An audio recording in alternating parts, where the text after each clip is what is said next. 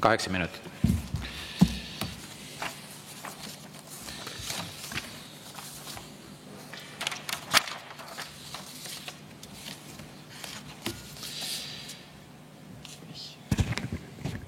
Ja suur tänu.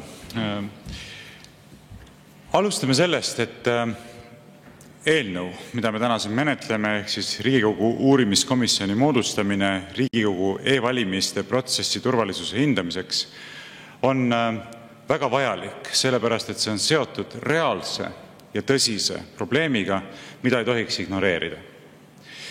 Tõsiasi on ju see, et usaldus valimissüsteemi vastu on üks demokraatliku riigikorralduse kõige olulisemaid eeldusi.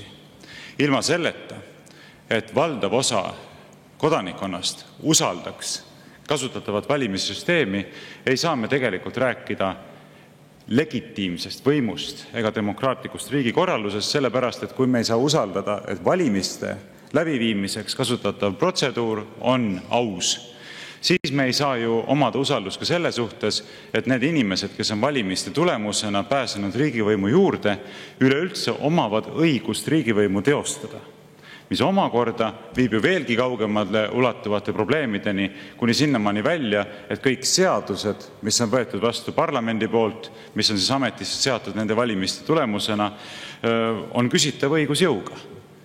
Kui nendel inimestel, kes on riigivõimu juures olnud, ei ole olnud õigust riigivõimu teostada, muuhulgas seaduste vastuvõtmiseks ja jõustamiseks, siis tegelikult puudub ka nendel seadustel siduv jõud. Nii et tegemist on äärmiselt tõsise probleemiga, mida ei tohiks ignoreerida ja millest ei tohiks suhtuda kergekäeliselt. Nüüd, kuidas on reaalselt olukord usaldusega riigi kasutatava valimissüsteemi vastu? Sellest rääkis Lauri Laats juba oma ettekandes korduvalt, muuhulgas küsimustele vastates, aga käime siis korraks üle. 2023. aasta valimiste järel läbi viidud küsitluse kohaselt usaldab või pigem usaldab e-hääletamise süsteemi üksnes 54,2% kodanikest. Samal ajal ei usalda või pigem ei usalda 38,3%. Ja toonase küsitluse kohaselt ei osanud öelda 7,6%. Kusjuures 39,7% vastanuist ütles, et usuvad või pigem usuvad, et 2023. aasta Riigikogu valimistel leidis aset e-valimiste osaline võltsimine. Kujutate ette, ligi 40% kodanikest usuvad või pigem usuvad, et leidis aset viimastel parlamendivalimistel osaline võltsimine e-hääletamistest rääkides.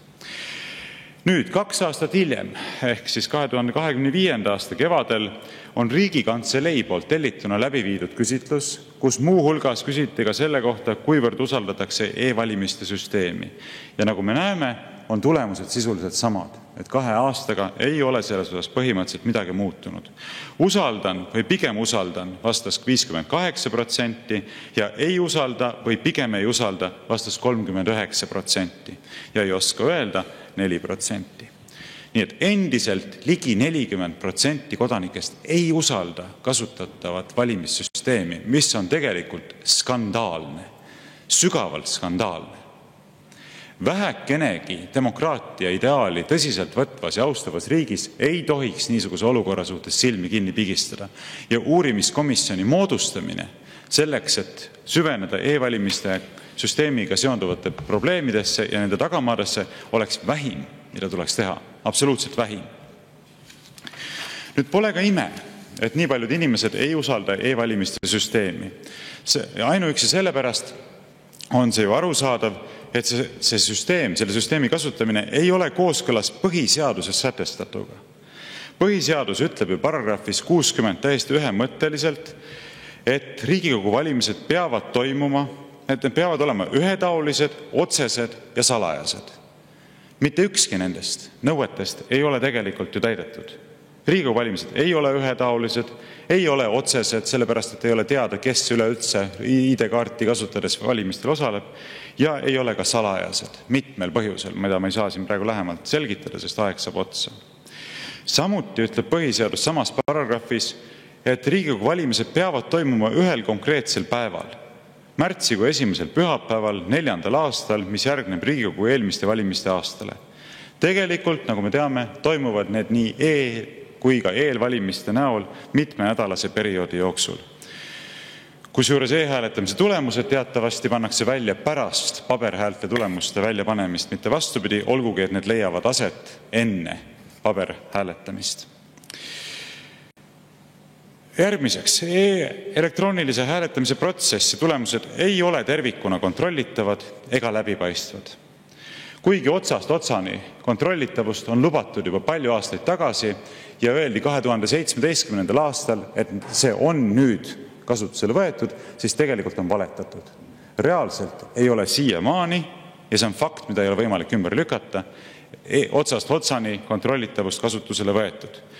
Sellega seoses tõi TalTechi juhtivteadur Ago Samoson oma hiljutises artiklis esile ja ma tsiteerin: Tehnikaülikooli teadlased näitasid, et selles etapis, kui kehtivad hääled eraldatakse kordus- ja paberhääletamisega tühistatud häältest ning tehakse anonüümseks, võib esitada loendamiseks täiesti uued sedelid.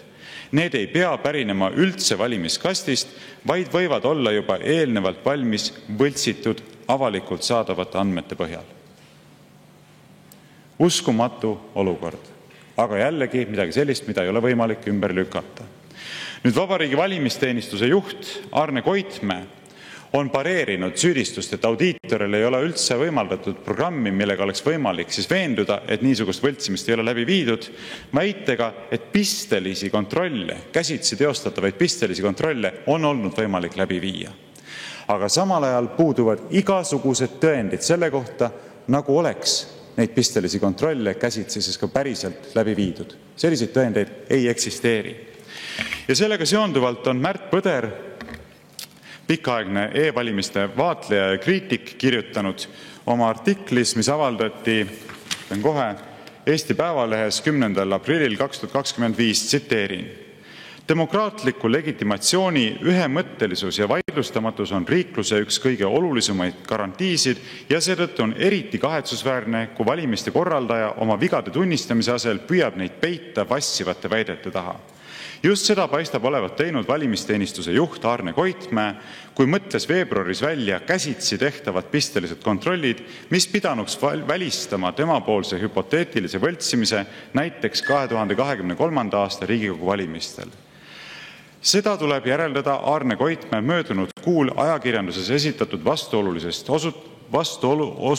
antud vastustest osutusele, et tõendid selliste kontrollide läbiviimise kohta puuduvad ning sõltumatud osapooled pigem lükkavad nende läbiviimise ümber. Kui valimisteenistuse juht on avalikust valimiste protseduuride ja auditeerimisel läbitud sammude kohta sihilikult eksitanud, tuleb teda käsitleda ilmselt julgeolekuriski ja ohuna demokraatiale.